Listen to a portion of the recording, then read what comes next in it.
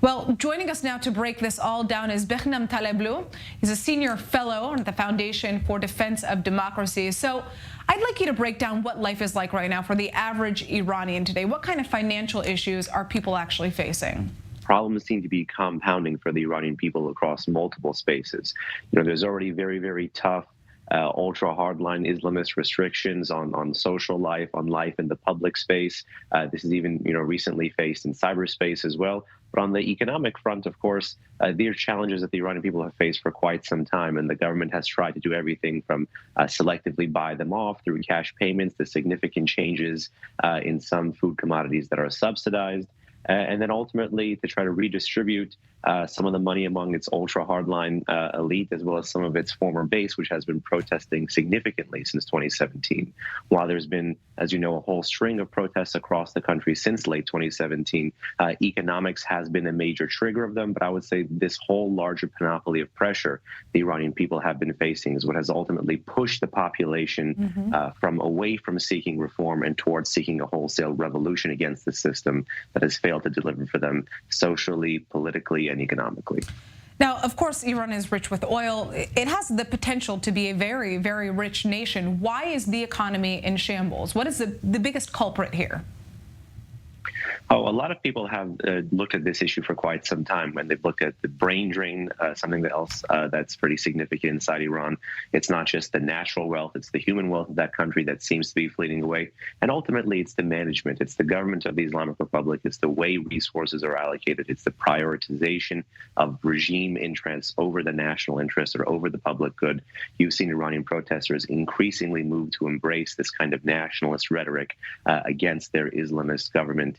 Really since, again, late 2017 and then continuing now with the protests that were triggered starting in September 2022. There's no doubt, of course, there's tough macroeconomic pressure being put against the regime.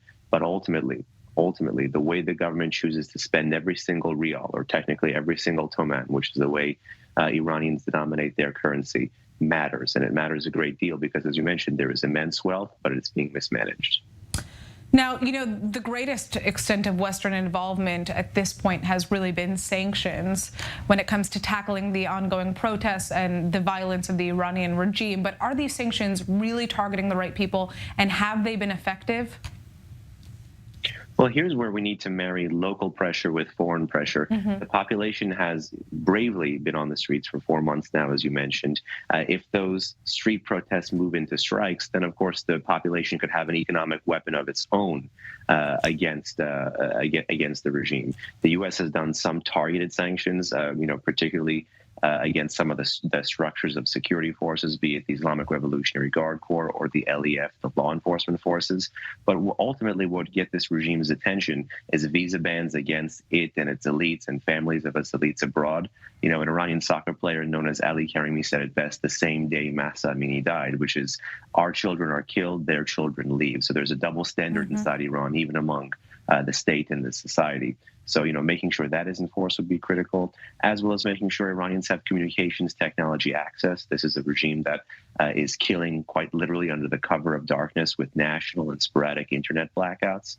And then lastly, going after those sources of the regime's illicit behavior, which is the illicit sale, transfer of oil and petrochemicals, which doesn't trickle down to the population. It simply gives the regime more money to spend on things like Hamas, Hezbollah, Islamic Jihad, the drone program, the missile program, rather than the needs of their own citizens. So it is quite possible to have a coherent strategy against the Islamic Republic and stand with the Iranian people. It's the choice of will the West do it in 2023. Behnam Ben Taleblu, thank you so much for joining us and breaking that down. Fascinating. And thank you. Of course, as per usual, we're going to have to wait and see if anything changes.